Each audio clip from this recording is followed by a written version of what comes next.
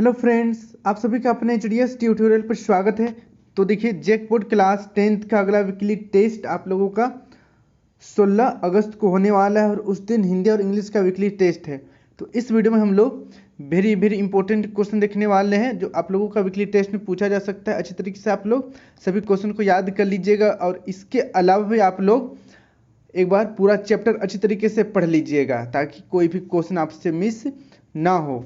तो चलिए हम लोग एक एक करके क्वेश्चन देखते हैं। जैसे कि यहाँ पर पहला क्वेश्चन देखिए, राम लक्ष्मण परशुराम संवाद पाठ के रचयिता हैं। राम लक्ष्मण परशुराम संवाद पाठ के रचयिता कौन है? पहला ऑप्शन है कबीरदास, दूसरा ऑप्शन है तुलसीदास, तीसरा ऑप्शन है मीराबाई और चौथा ऑप्शन है श्रीकांत त्रिपाठी निराला। तो इसका सही आंसर हो जाएगा ऑप्शन नंबर दूसरा, तुलसीदास।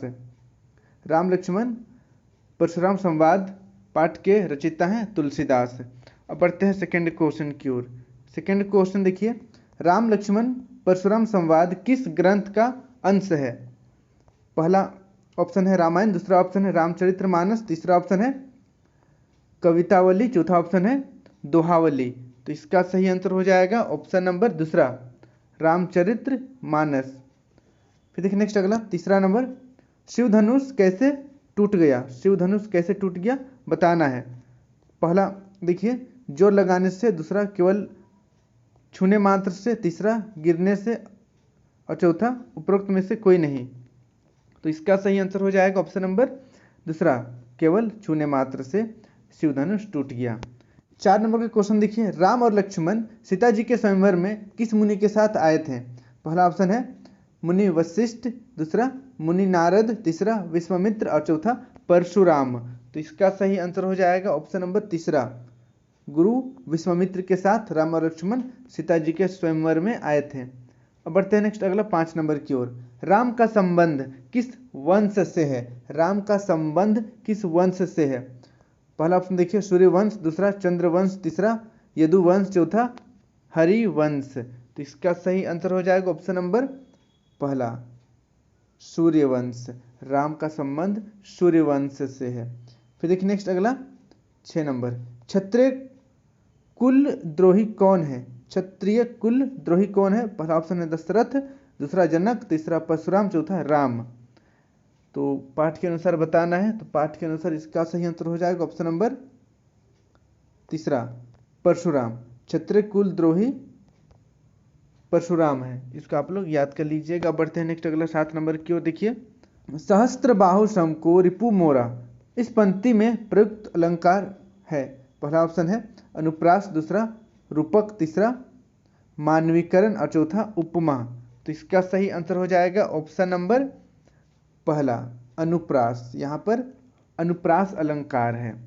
फिर देखिए नेक्स्ट अगला 8 नंबर, सूरवीर को अपनी वीरता खालिस्तान में प्रदर्शित करनी चाहिए। सूरवीर को अपनी वीरता खालिस्तान में प्रदर्शित करनी चाहिए। पहला ऑप्शन है स्वयंवर के समय, दूसरा अपने को और उनसे बड़ा बताने के समय, तीसरा युद्ध भूमि में, चौथा राजभवन में। तो इसका सही आंसर हो जाएगा ऑप्शन नंबर तीसरा, युद्ध भूमि में। सूरवीर को अपनी वीरता युद्ध भूमि में प्रदर्शित करनी चाहिए। अब बढ़ते हैं नेक्स्ट अगला 9 नंबर देखिए, तुम तो कालू हाँक जनु लावा पंक्ति में कौन सा अलंकार है? पहला ऑप्शन है उपमा, दूसरा उत्प्रेक्षा, तीसरा रूपक, चौथा श्लेष। तो इसका सही आंसर हो जाएगा ऑप्शन नंबर दूसरा, उत्प्रेक्षा। उत्प्रेक्षा अलंकार है। फिर देखिए नेक्स्ट अगला 10 नंबर का क्वेश्चन है, राम लक्ष्मण परशुराम संवाद में किस रस की प्रमुखता है?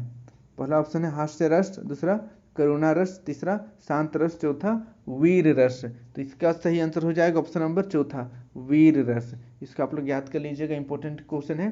तो मैंने यहाँ पर आप सभी को 10 मोस्ट इंपॉर्टेंट ऑब्जेक्टिव क्वेश्चन बता दिया है, सभी को अच्छी तरीके से याद कर लीजिएगा और इसके अलावा भी आप लोग चैप्टर को अच्छी तरीके से एक बार पढ़ जरूर लीजिएगा।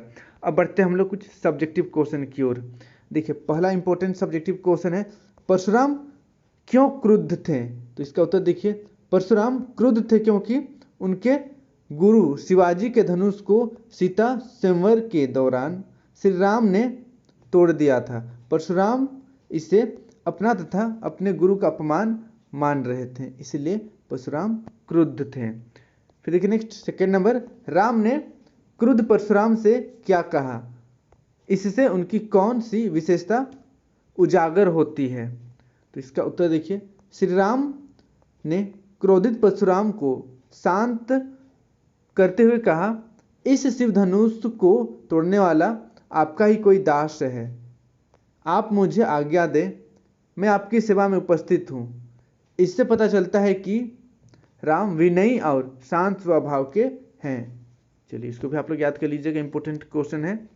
फिर देखिए नेक्स्ट अगला तीसरा नंबर का क्वेश्चन है, परशुराम के क्रोध करने पर लक्ष्मण ने धनुष के टूट जाने के लिए कौन कौन से तर्क दिए। तो इसका उत्तर देखिए, लक्ष्मण ने परशुराम को व्यंग भरे शब्द में कहा, मुनि जी हम तो सभी धनुष को एक सा मानते हैं, वैसे यह शिव धनुष तो काफी पुराना था, छूने मात्र से ही टूट गया। यदि यह धनुष टूट ही गया है तो इससे क्या किसी को हानि या लाभ। तो इसको आप लोग याद कर लीजिएगा, लक्ष्मण जी ने तर्क इस तरीके से दिया था।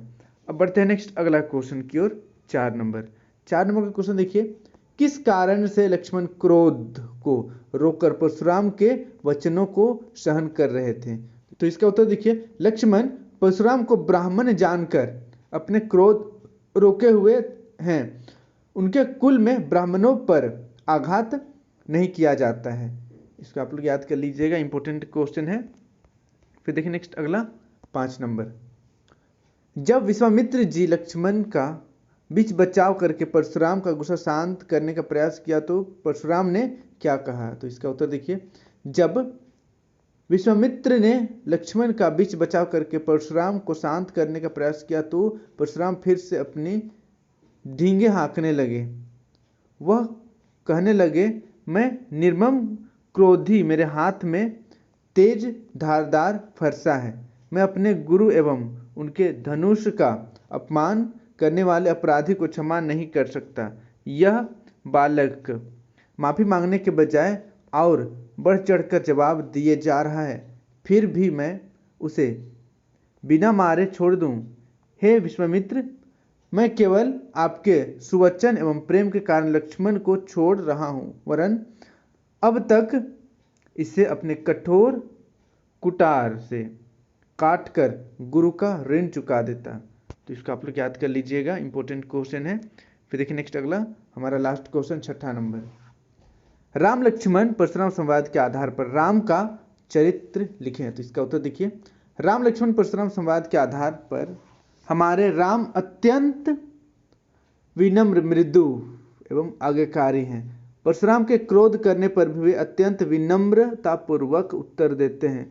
इससे सिद्ध होता है कि उनके मन में बड़ों के प्रति श्रद्धा एवं आदर भाव है।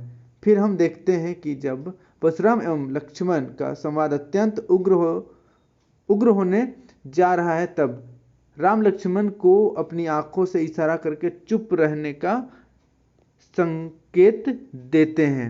इससे राम के विनय भाव का पता चलता है, जो परिस्थिति को संभालने में सक्षम है, अर्थात वह एक कुशल नेतृत्वकर्ता भी है। तो इसको आप लोग याद कर लीजिएगा। इस तरीके से मैंने आप सभी को सब्जेक्टिव ऑब्जेक्टिव सभी प्रकार का इंपॉर्टेंट क्वेश्चन बता दिया, जो 16 अगस्त के लिए इंपॉर्टेंट है, वीकली टेस्ट के लिए। और फाइनल बोर्ड एग्जाम के लिए भी सभी क्वेश्चन इंपॉर्टेंट है। आप लोग फाइनल बोर्ड एग्जाम के लिए भी अभी से ही तैयारी कीजिए, सभी क्वेश्चन को अच्छी तरीके से याद करते चलिए। और इसके अलावा भी आप लोग चैप्टर को अच्छी तरीके से पढ़ लीजिएगा। ठीक है, बस आज के लिए इतना ही। अपने सभी दोस्तों के साथ वीडियो को शेयर कर दीजिएगा और चैनल को सब्सक्राइब कर लीजिएगा। Thank you for watching video. जय हिंद, जय भारत।